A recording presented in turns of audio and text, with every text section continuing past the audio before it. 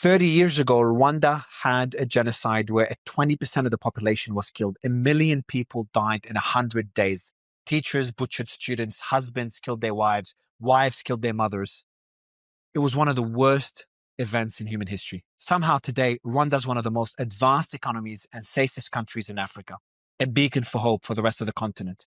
I sat down with President Kagame, the man that led a country reeling from the worst atrocities in our lifetime to becoming one of the most advanced economies in Africa, one of the safest countries in Africa. He was involved in saving the country from genocide, leading the militia that overthrew the genocidal government, and then rebuilt the country from scratch, even below scratch, to where it is today. And now he's in the middle of a political turmoil where he's being accused of being involved in the war in Congo, one of the worst wars going on right now. I hope you enjoyed this interview. It will probably be one of the most memorable stories you've ever heard. What you're saying is that aid could become a liability for a country. That is even an understatement. It is. Whoever gives you aid controls your life. Rwanda has a history in Congo. Congo, I feel, is like, it's not even a country anymore. As heartbreaking it is, it's just a land full of minerals that so many different people have their hands into that pot. If you looked at the list of 100 entities who are interested in the minerals in the Congo, Rwanda would come as 100th. Our problem is not minerals. Ours is about security. We really want peace. We want peace in Congo because it translates into peace for us. If you're sitting privately with President Felix right now, what would you tell him? I would tell him I wish he wasn't president of that good country.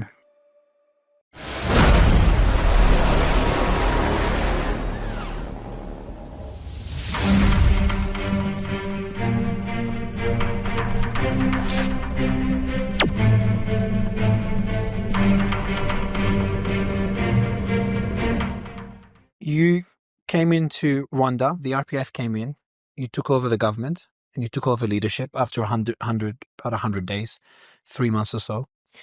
And then you had a country, as you said earlier, that was just death.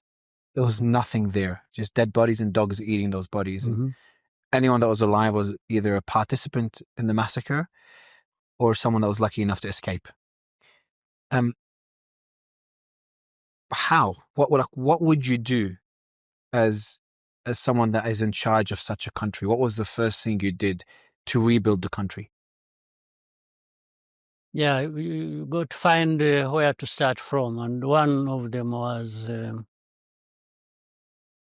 reorganize the forces that that had been fighting, and map out what next do we do. We at least the war is won with a huge loss.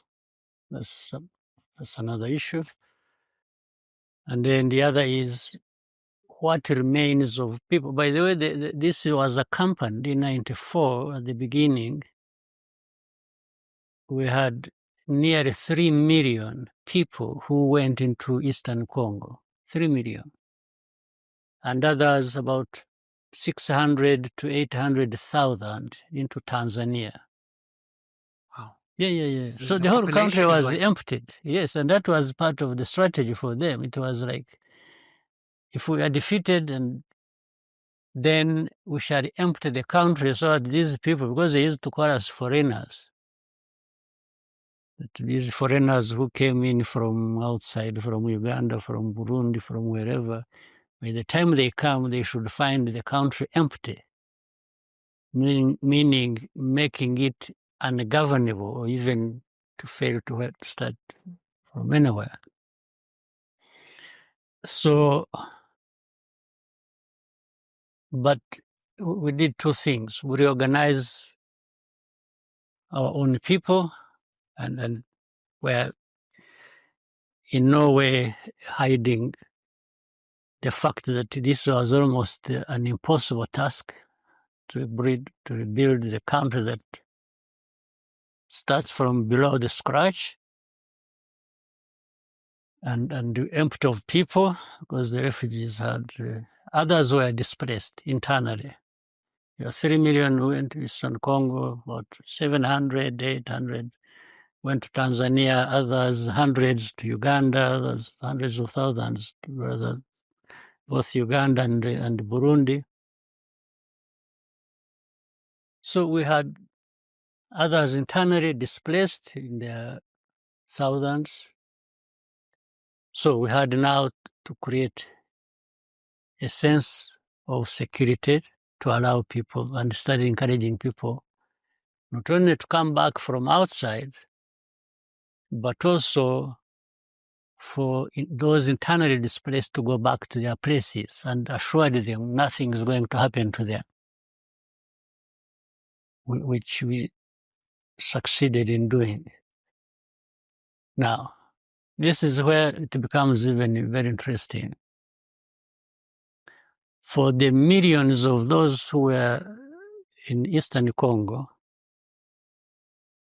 they were held captive by the army that fled with them, and they had all kinds of arms. They had tanks, they had artillery, and they were all positioned in the camps.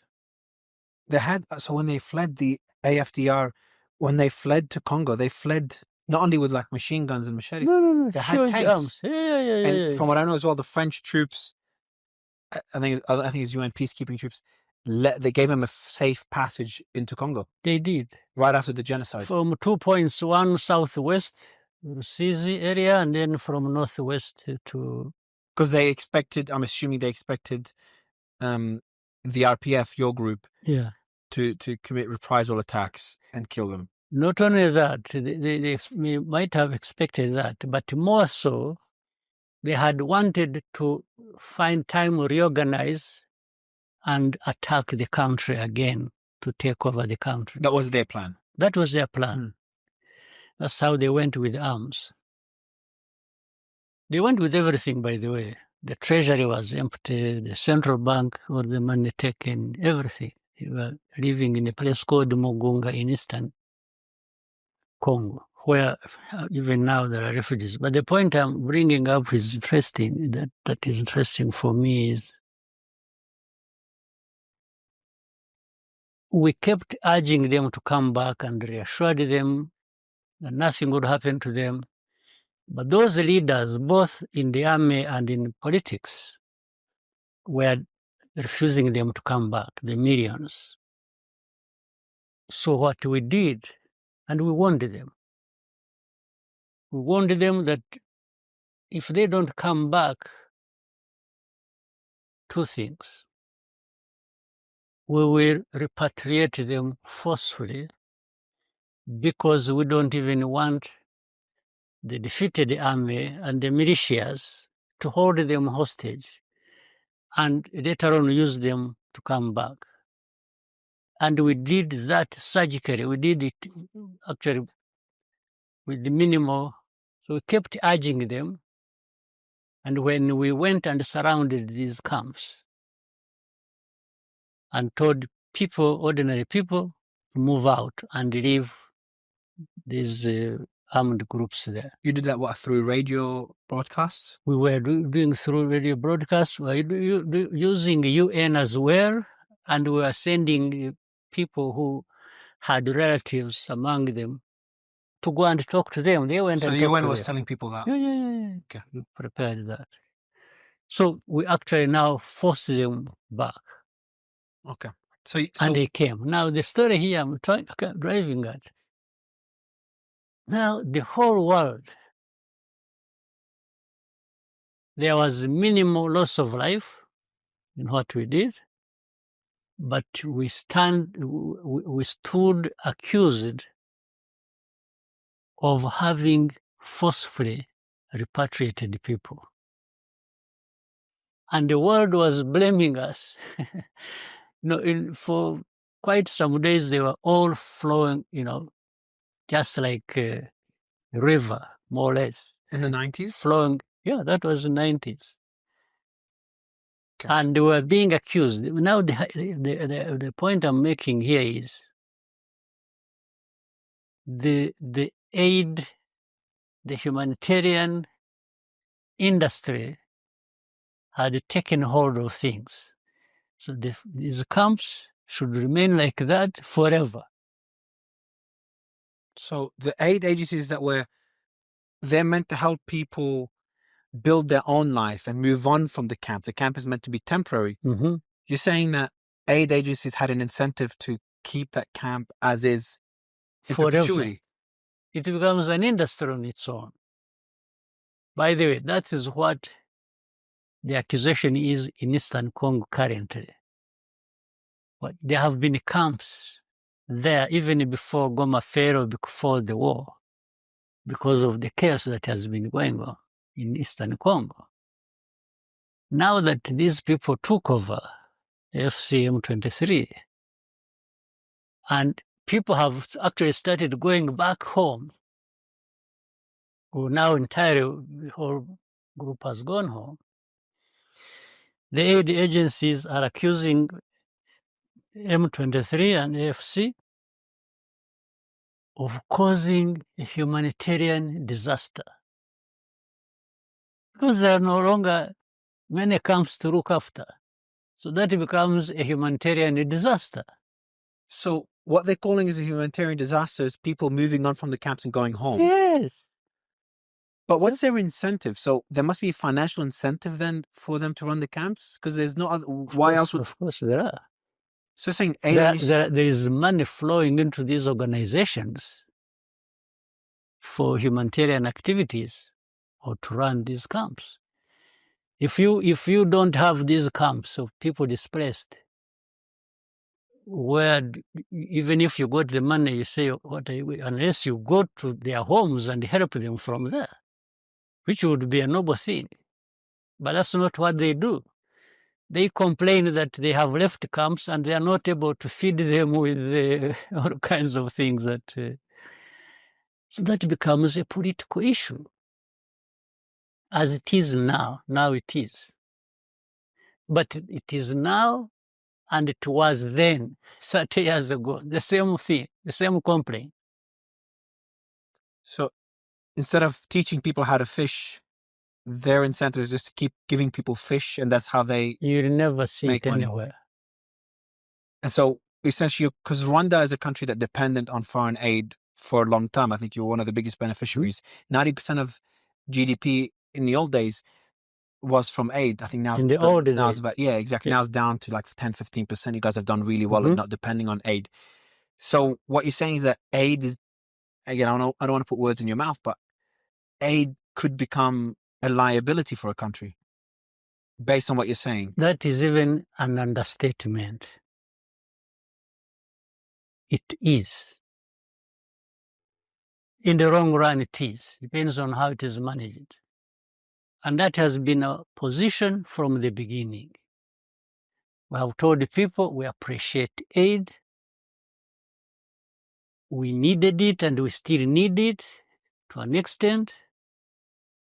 But we need it so that we build capacities, not to need it in the near future.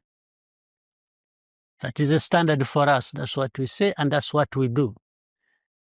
So, again, a common friend of ours told me a story about how you were talking with other leaders about this aid. And there was instances where you're like, and I'd rather you tell the story than I, but you're like, I don't need that aid. And they're almost like they're trying to force it on you in a way. Yeah. Can you give me such examples? It has been discussion.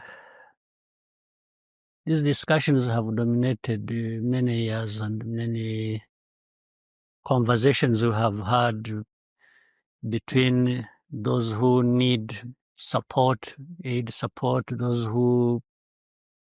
And the question for us has always been, we need it. We can put a date to it. We can show where we need it, but we also work out how to get out of it.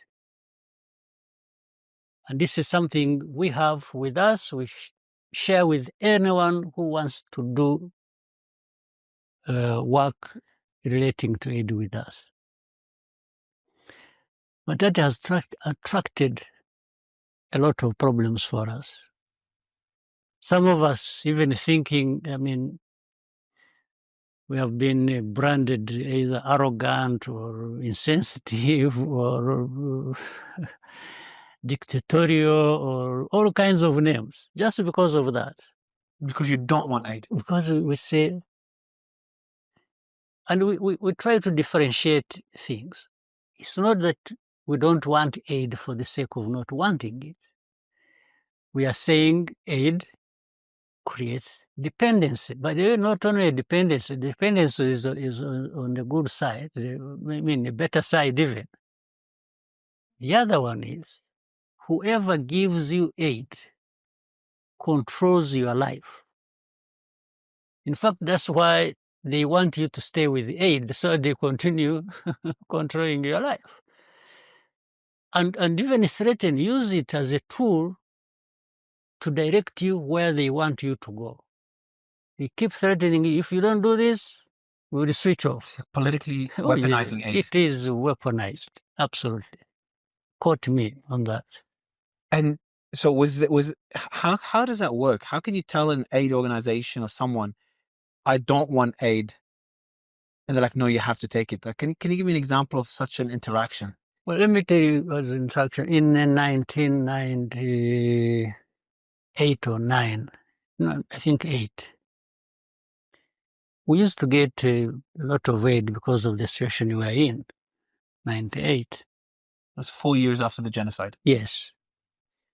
And many European developed countries' ministers used to come visit, see the needs and so on and so forth. One time I had a conversation with a number of them. In fact, one, starting with one, I remember a lady, she was called Claire Short. She was UK, International Development Minister of UK. We had a long conversation, and I told her, I said, you know what, it's still too early for us to say much, but I think, and I told her, I think it's not too early for that effort. I said, I appreciate your aid a lot. It's almost indispensable in that situation as we're in.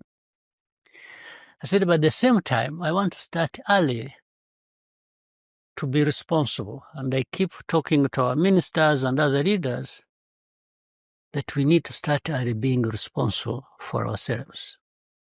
And these, again, were lessons learned from our past, what we went through.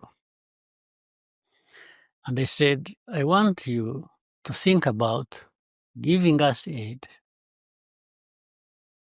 but on the basis that you and us agree on where to put this money you give us. You don't walk in with the bags of money and say, for me, I'm putting it there. You say, this is our country. We want you to come with these bags of money, and you find us here, and we have a conversation about what meets your interests, where do you want your money to go with us, but you must consider where we want the money to go also. Because in the end, we are the ones responsible. What did she say? She agreed.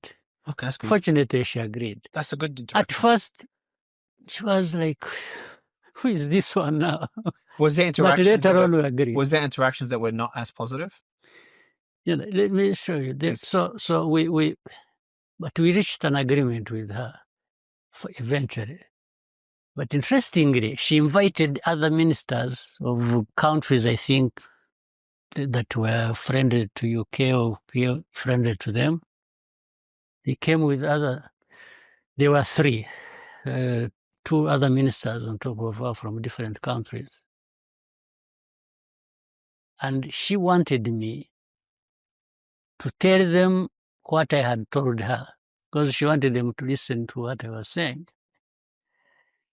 And we did. And for some of those 2, they started, you would say, no, but our people will not accept this. You know, I said, okay, why should your people have a problem? On top of that, I had suggested to her that not only will you give us money, determine where to go, where to put this money by you and us, but we want you to follow up and make sure that we used your money correctly where we agreed.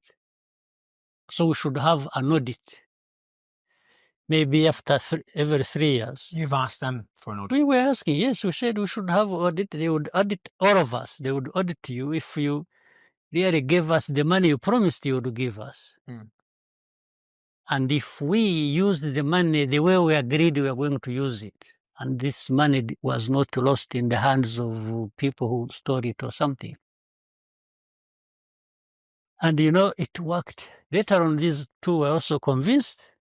So with the 3 countries, they gave us the money, was followed up, audits were made, and they found we were just putting the money they gave us where we had agreed with. So it went how it should go.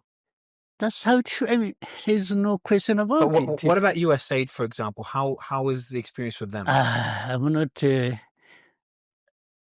deeply. I don't have much knowledge about them and so on, but I'll tell you on the surface of it, at least what I experienced. Both when I was still a kid, living in a refugee camp, and I remember we used to see a lot of things coming to us. Sometimes it would be fish, then another time cooking oil, then labeled USAID. And yeah, so I fed off USAID, if you will. So you're dependent on them. Yes, you and your family dependent on USAID as a kid. I definitely did as a kid. Yeah, but that is telling part of the story. I was in a refugee camp. In fact, the first thing is to even resolve the problem so that there are no refugees. Okay? The second is you keep feeding people, like in other cases, until when? Does it become something that stays forever with the people? And if people just remain grateful that they're being fed and that's it? So there are 2 parts to that area story, as I said. They were not the ones who made us refugees. That's not something to blame them on.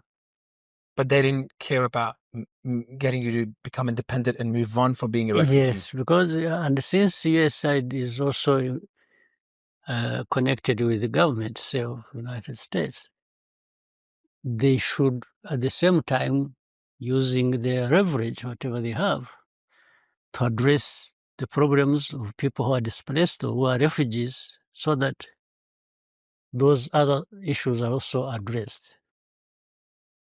And picking it from here, from USAID, for me when I was a kid, and the other story I told you of humanitarian assistance needed by camps in Eastern Congo, I always see, so this is, let's say in Eastern Congo, you have camps. You would stay there for maybe 4 or 5 years. And it's supposed to be so forever. A situation like this one happens, however it happened, people are now removed from camps, they go back homes, whichever home, if they had homes, whichever places. And then there is a complaint that, this is a bigger disaster. That people have gone home is Instead a bigger of being called disaster. a success, it's being called a disaster. Yes, so there's therefore that mentality, there's that of dependency that, and it works across politics. It's not just one part. I'll give another example. We discussed with the leaders in the East African community, that is Kenya, Tanzania, Uganda, Burundi, South Sudan, ourselves, and so on. We have a community with it. I remember I was that time East African Community Chair. We talked about, we could see a lot of flows of used clothes, second-hand clothes, tons and tons, more in Kenya, more in Uganda, Tanzania, Rwanda, wherever they were. So I raised an issue in the meeting.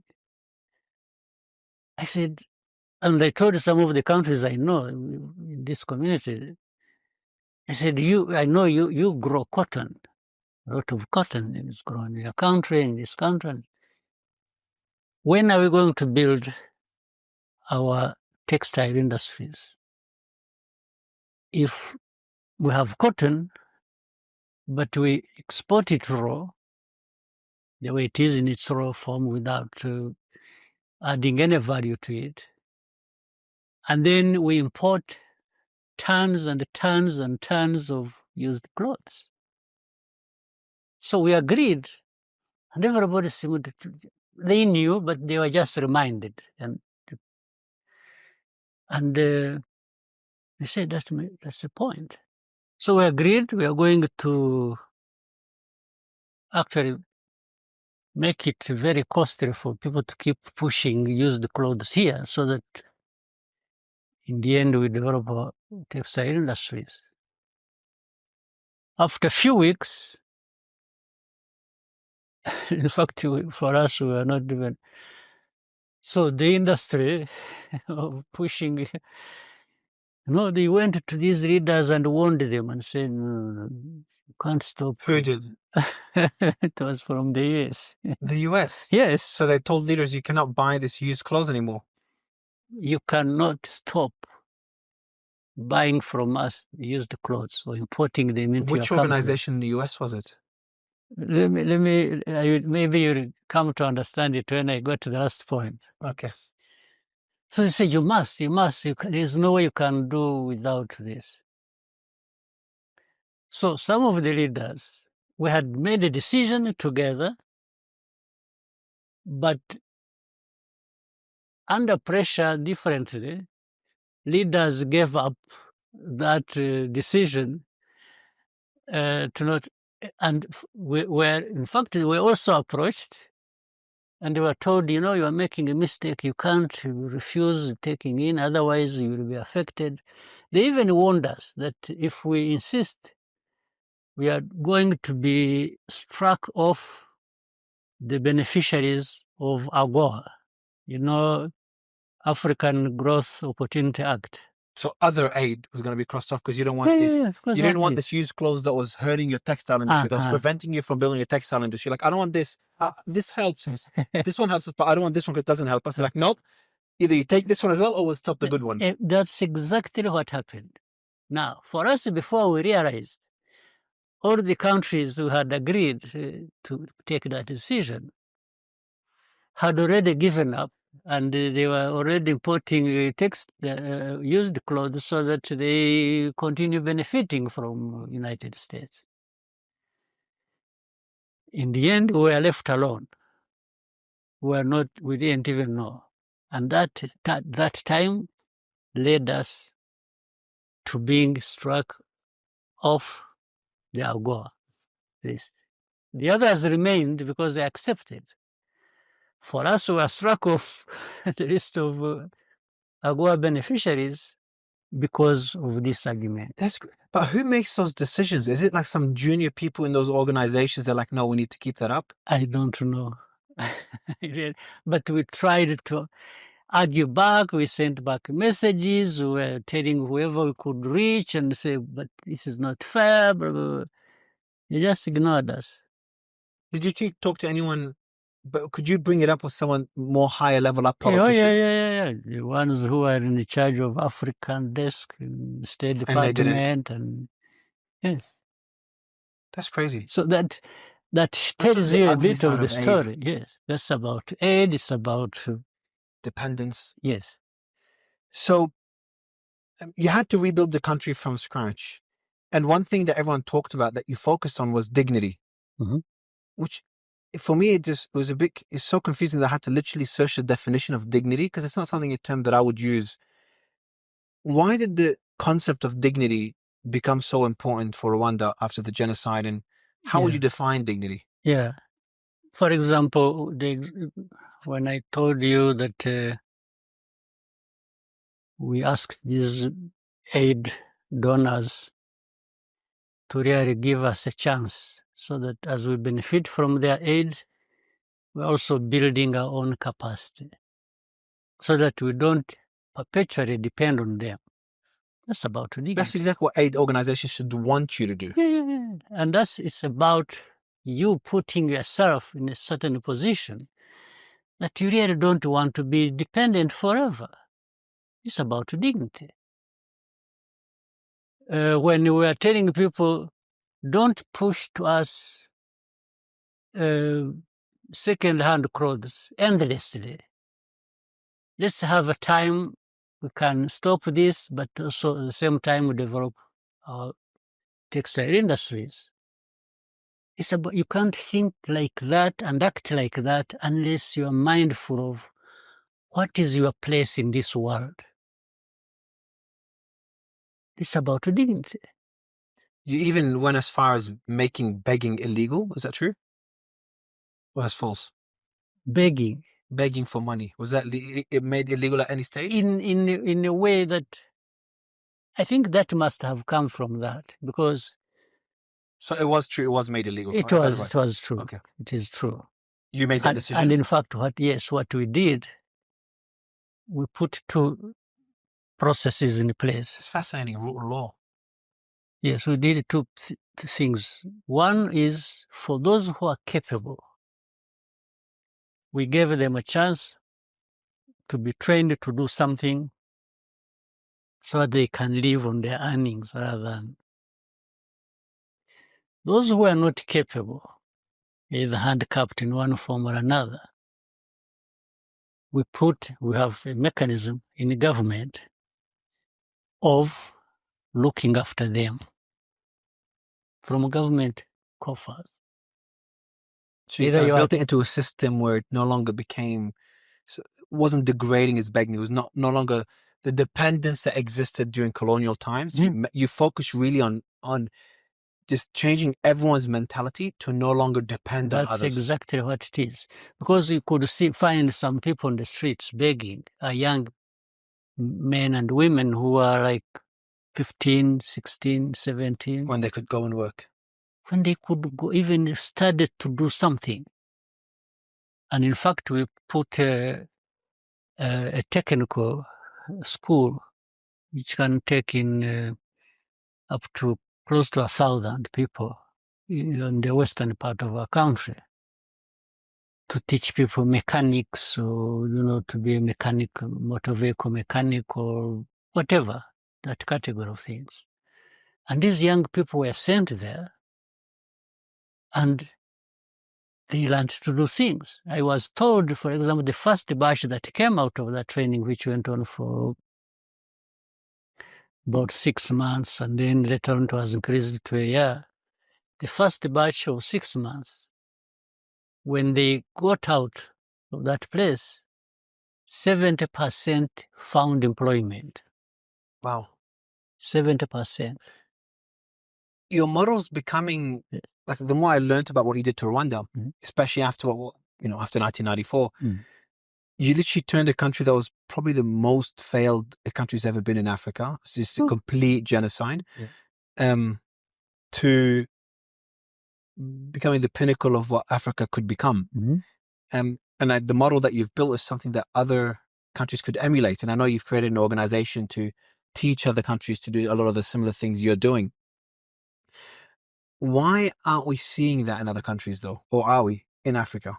Why is Africa still, as Christian said in one of our calls, it's always referred to as the country of tomorrow, because that tomorrow never comes? What are other countries lacking? What's stopping them from doing what you're doing?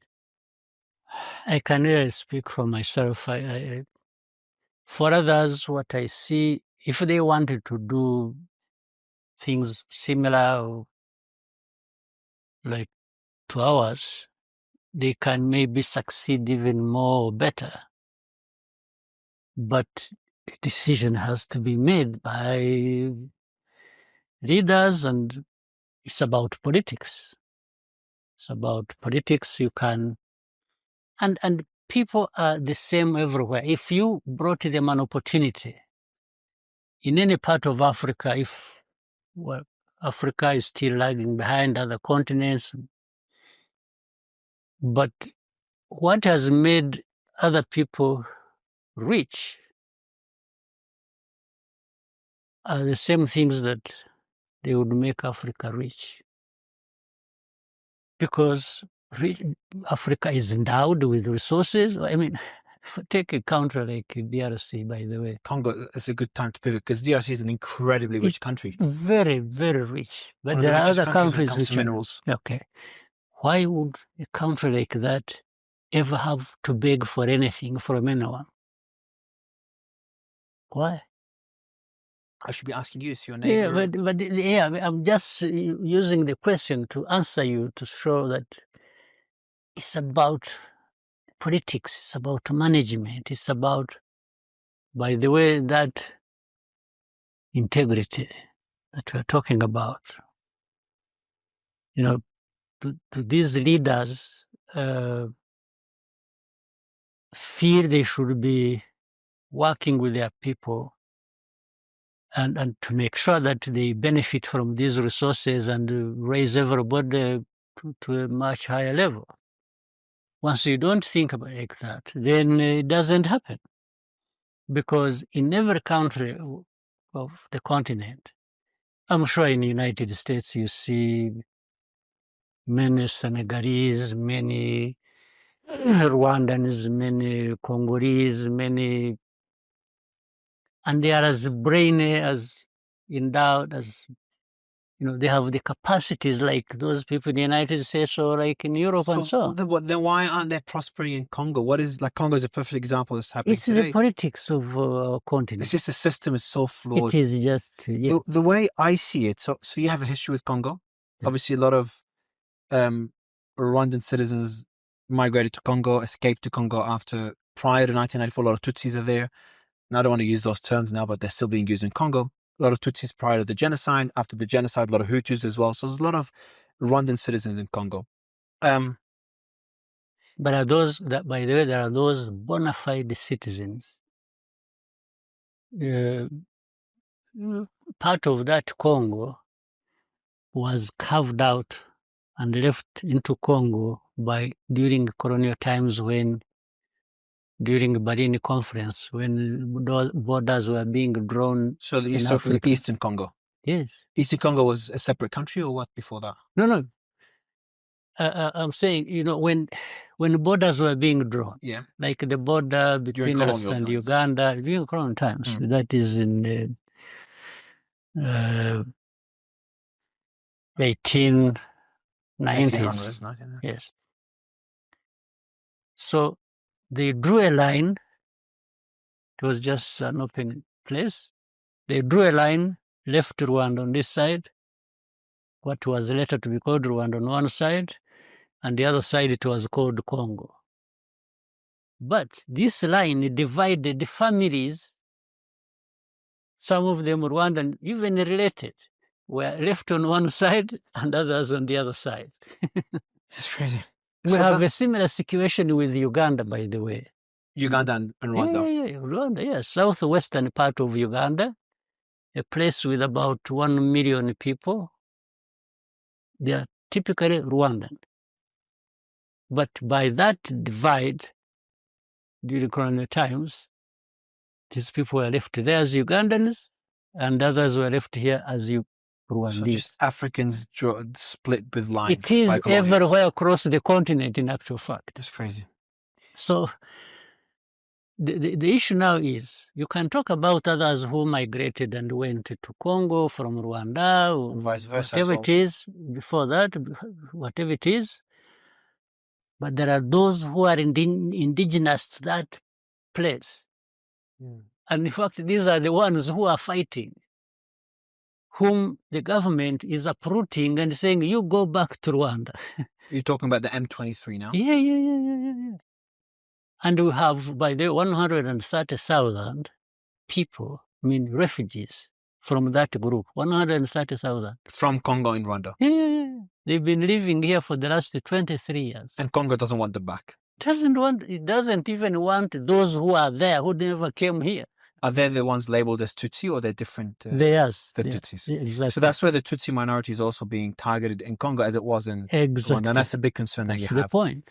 Because you have, again, going back to the history with Congo, because after you became the leader of Rwanda, in 1996, there was a leader called Kabila in Rwanda. He was very corrupt, supported by the US during Soviet Cold War era. Then the US withdrew its support. That was Mobutu. Sorry, Mobutu was the one. Sorry, Mobutu. Yes. And then Kabila is the one that you supported. Yes. Francis Kabila. That took over power. And then Francis Kabila and you guys, your relationship broke down for whatever reason, without going into the weeds. And then there was multiple wars where Rwanda was involved. And then he was shot by his bodyguard. His son, Joseph Kabila, took over. Then there was an election, and we have today's leader, Felix. We'll call him Felix because his last name is too difficult to pronounce. Yes. So Rwanda has a history in Congo. Now, this is where I try to break it down, and I see we've kind of framed the entire history, so to give at least listeners a bit more understanding of the story. But it's also very complicated in Congo. Congo, I feel, is like it's not even a country anymore. It's just, as heartbreaking it is, it's just a land full of minerals that so many different people have their hands into that pot. Countries, those who gain more are from outside. Exactly. That's how I see Congo. Yeah. And it's on your border.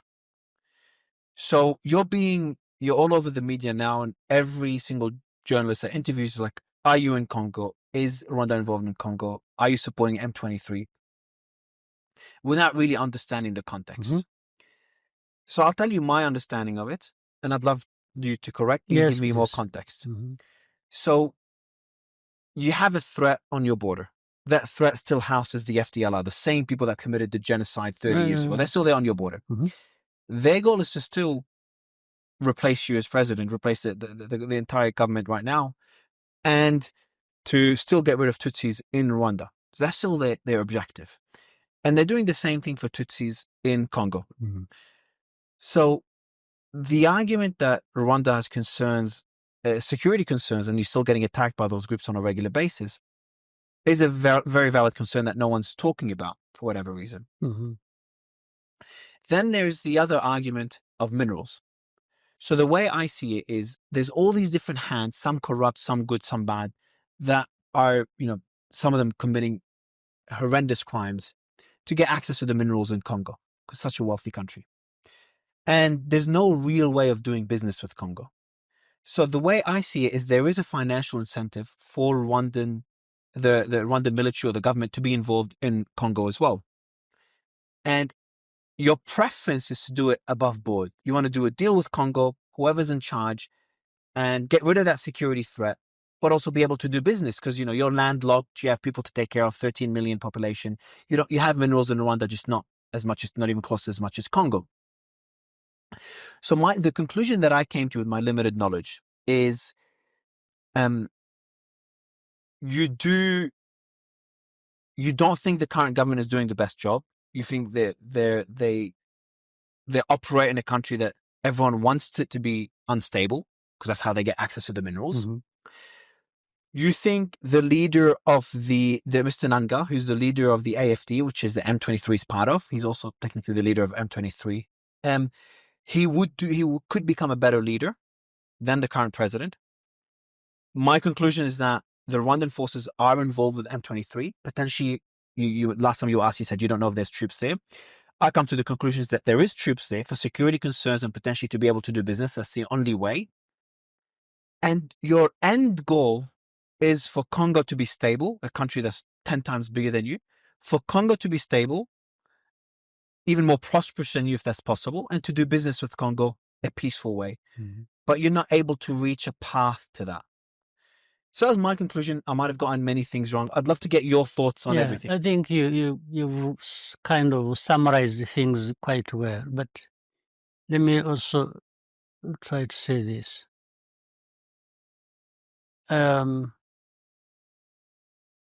If you looked at the list of 100 entities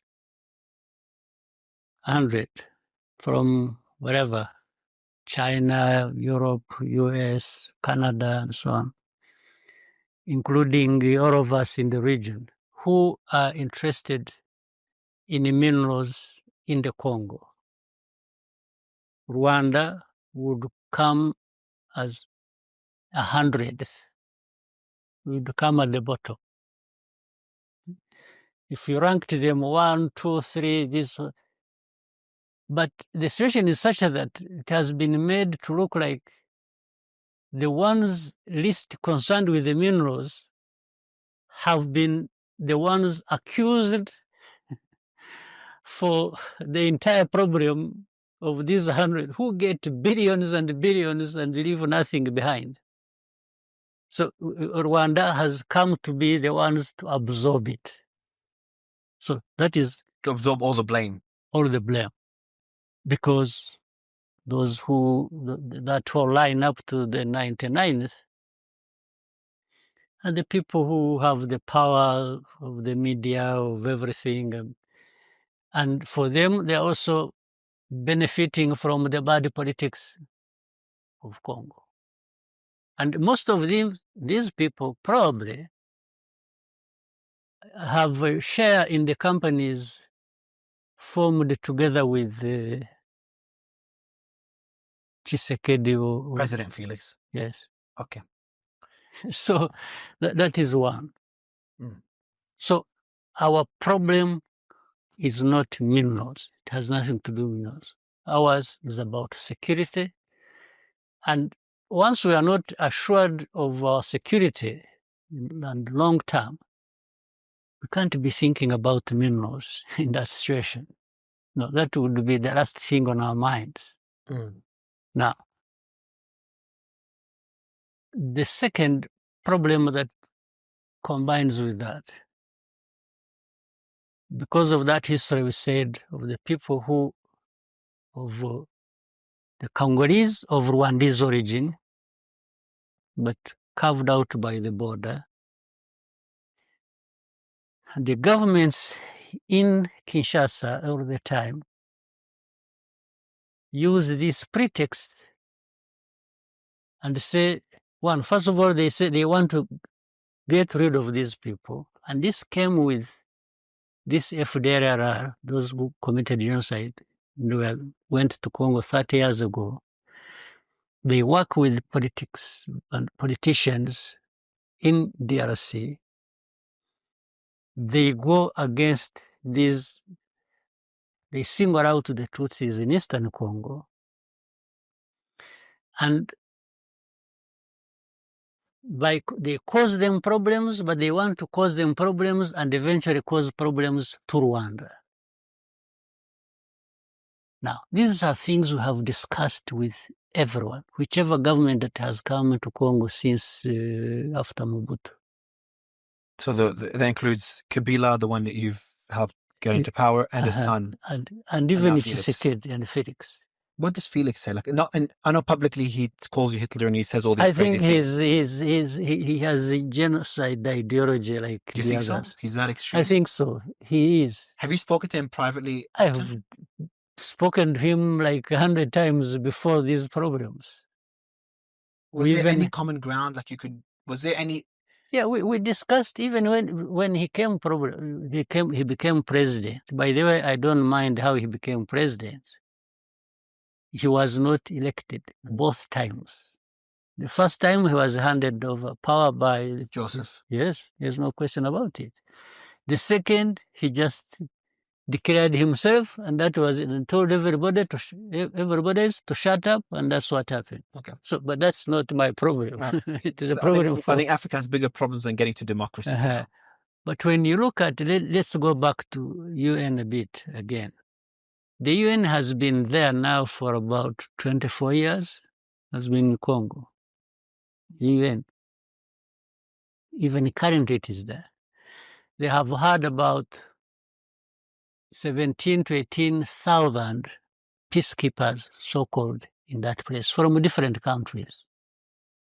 Well, some from Latin America, others from North Africa, others from Asia, they are all over. They have spent, if you calculate the amount of money spent on that mission over that year, over that period of 24 years, is close to 40 billion.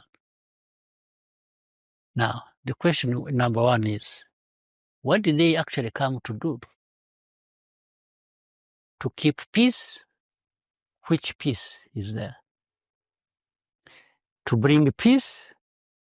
Which peace have they brought?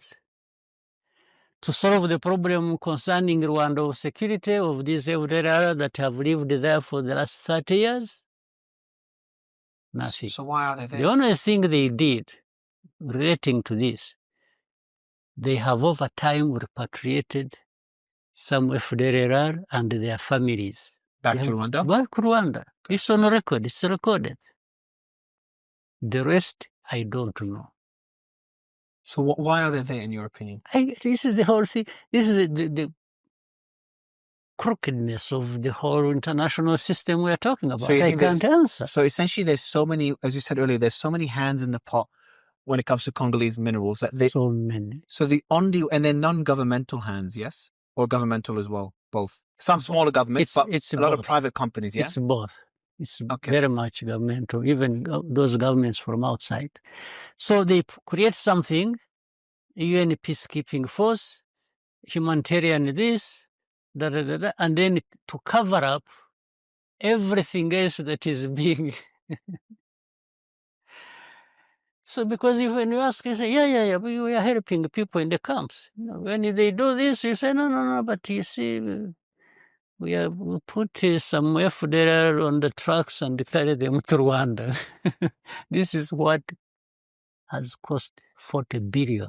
Yes, and on top of that, tens of thousands of lives as well. yes. Like what the stories. But if you ask them, you say, what security did you bring to Rwanda concerning them relating to FDR? There's nothing. That's why they are still there. That's why they were being brought into the country, those who were captured during this fighting just 2-3 days ago. Yeah, I heard that the last few days there's a general that was part of the. As we talked That earlier, is the one I told you who killed my own aunt. which I didn't know she was also royalty. Yeah, she was. She's a cousin sister to my mother. Okay, so based on what you've said so far, you know, I try to always kind of put myself in your shoes. Obviously, it's a lot harder than it sounds. But your solution would be to support a group that could either create a security buffer zone on the border. Let me tell you this. We have been demanding for years, and we'll keep doing so until we get it.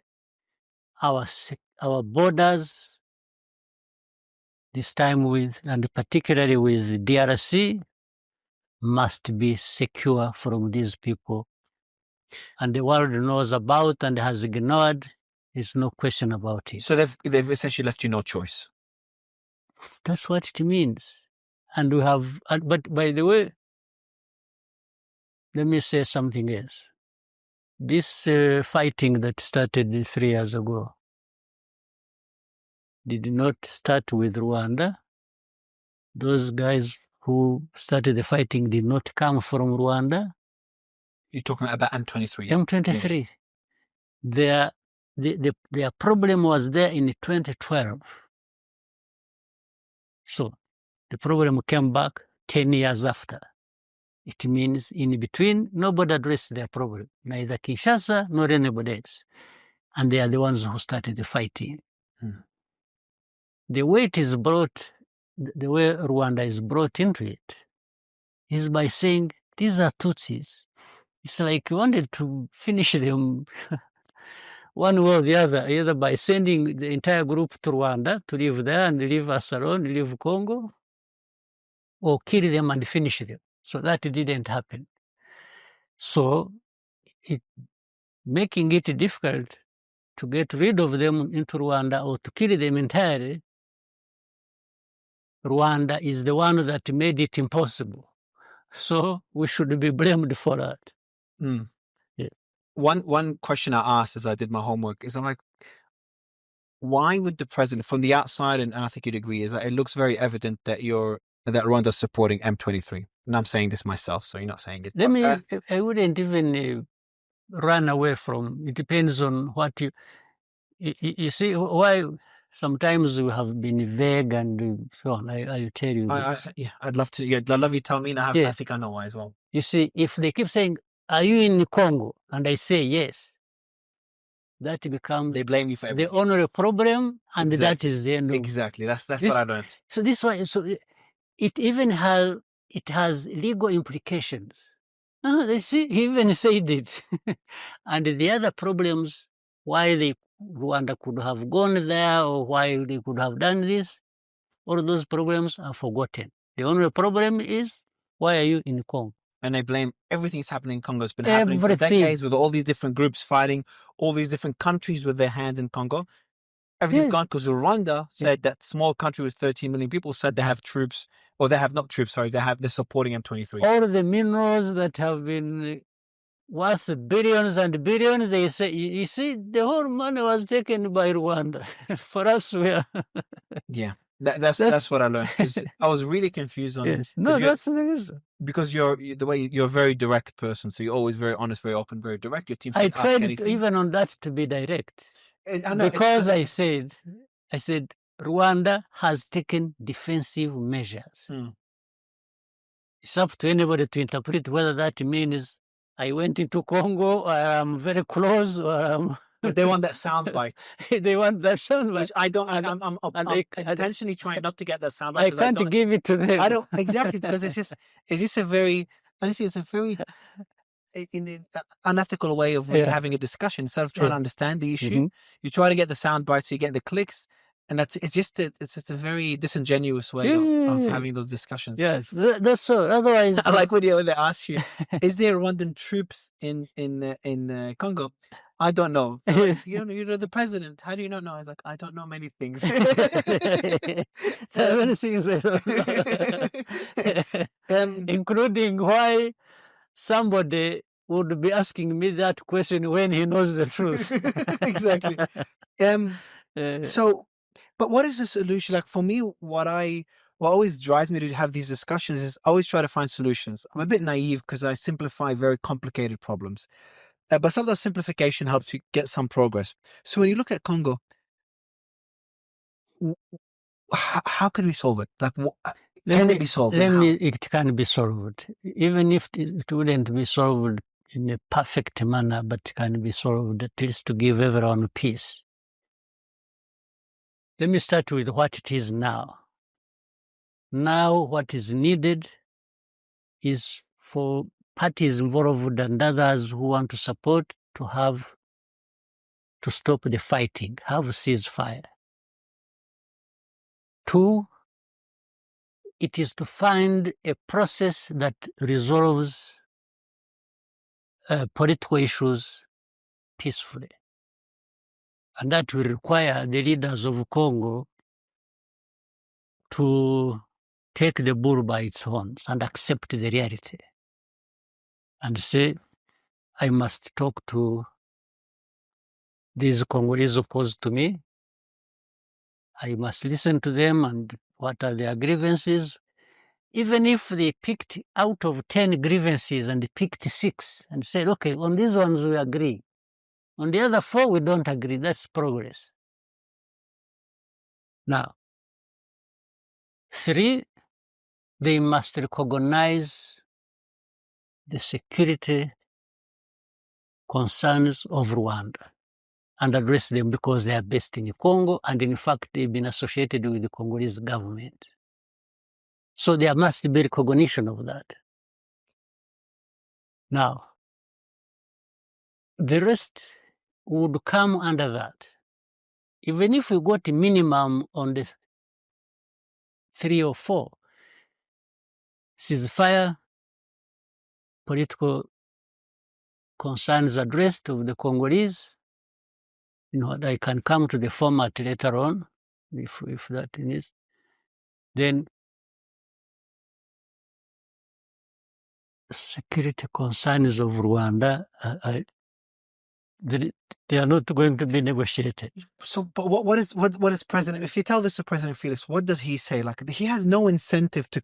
He Like, keeps saying it publicly. He says he will never talk to these ones fighting him. He has to finish the problem militarily. But why? I can't be responsible for what is in his head or not there. I can't be responsible for that. I really don't know. I can only say what I and yeah, but even those countries that have interests in Congo, it's their right to have interests there. They should also find that their interests would be served better by solving these problems and in this manner. What do you think of this potential solution? You're kind of taking it from Trump's playbook with Ukraine. So President Trump is like, hey, I'll protect you, Ukraine. I'll help you reach peace in a way that favors you to a certain level. But in return, I want access to your minerals. Couldn't the Congolese government do deals like this? Say, go to Europe, go to the US, say, we'll go to Rwanda, go to different countries that are involved in one way or another, say, let's do a deal. M23 lays down their arms, we do a deal, we'll remove the FDLR from your border, and we'll do a business deal with the minerals in Eastern Congo, okay? And then they go to the US, give us security guarantees with all these different militias and stuff, so they go, they stop fighting, and all these different private companies that are weaponizing them, get them out of the way, and you'll have rights to the mines in that territory. That seems like, sounds interesting. Maybe it would address the problem. As long as one of those things you have mentioned is about somebody credibly guaranteeing that security concerns of Rwanda will be addressed and on a durable basis. The rest, that for me, I pick that one first, and then the rest is I'm open for discussion. Yeah. And you've met many world leaders. You've met Putin. You've met Xi Jinping. Different U.S. presidents. I've ever met, yes, even President Trump. Trump as well. I think it was in Davos. In Davos. Davos, yeah. Has that idea ever been discussed with any leader? No. Okay. So please try and raise it with these leaders. It could be interesting to discuss. Interested in pursuing it. Yeah, I think the deal that's happening in Ukraine. And what is their take on for Xi Jinping, someone you've met on more than one occasions?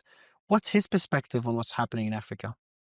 I think we talk a lot about there the are West. Many perspectives. I'm actually impressed by his perspectives. He's been engaged in Africa. He's been mainly economically. They don't get involved in the politics of countries except economic, which again, the benefits of that will depend on how the very countries are managed. If it is a country managed well and has deals with China, they benefit. If it is a country not managed well, I don't know what happens, because when you've heard that some countries are heavily indebted and so on and so forth, well, I would ask the countries, where did you put the money? But otherwise, is anybody expecting China to go around throwing money at people? No. But they're not too interested in peace. Have they tried? Have they? Is there Chinese efforts for peace? They cannot. It can't be that they are not interested in peace when they are making such investments. Okay, so they're interested. Okay. Yeah. But is there active efforts from China to try to reach peace in Congo, for example? They have not been involved with matters of Congo. It's too complicated. Even for other countries, that have countries, have problems like where we are involved, like in Central African Republic or Mozambique. And I haven't heard of China suggesting that it should be resolved like this or like that. But they are busy doing business deals and with these governments. When was the last time you spoke privately, if you can share, of course, to President Felix? This must have been 2021. Oh, wow. It's been a long time. 22? 22. A very long time. 22. Oh, so you haven't spoken to him recently? Yeah, actually, I think September 22. Are you open to speak to him again? I'm not opposed to speaking to him, but we have to be saying things that matter to the two countries and that are geared towards addressing the problems. I have no problem. But making deals with Tshisekedi is... Making deals with what? With Tshisekedi, with Felix? It's very difficult. It's the most difficult thing. The most... I am just challenging anybody. I want to see anybody who has made a deal with him and who would say, you are telling lies. I would want to see that. On the contrary, I have dealt with him. I know. You say you agree something, just as he steps out the door. So it's an issue of leadership. Out of the room. It's completely either forgotten, changed, or some we will say, no, we didn't say that. So it's an issue of leadership. Yes. Well, we've tackled a lot of topics. I think the story of how you've rebuilt a country from scratch or below scratch is, a perfect symbol of hope for other African countries. Now, I hope Congo, Sudan, other countries go down a similar path, because I know the atrocities that are going on there. I also hope the world starts to pay attention to what's happening in Africa. Similar things, if 10% of what's happening in Africa happens in some Asian countries are similar, but in Asia or Europe or the US or Latin America, it'll be all over the news. Literally, your team told me yesterday there's dead bodies being burnt and eaten in Congo on a regular basis. I didn't know these things still exist. I thought those were ended 10, 20, 30 years ago. They happen. It's heartbreaking. So I appreciate your time. I appreciate being as open as you have been. And I hope, if we meet again, it'll be under different circumstances. And I hope that, even though that hope looks slim, that we see peace in Congo and long-lasting peace. We really want peace. We want peace in Congo because it translates into peace for us. And so that we continue rebuilding our small country and that has had enough of suffering, more than enough. We can't be the ones who are looking for any trouble to take us back to those days. If you were sitting, last question I want to end it with, if you were sitting privately with President Felix right now, what would you tell him? I would tell him I wish he wasn't president of that good country. Okay.